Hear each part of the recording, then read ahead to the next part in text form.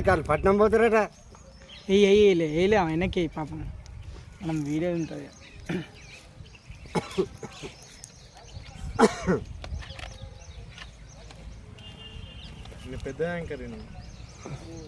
ఆయన పెద్దదేనా?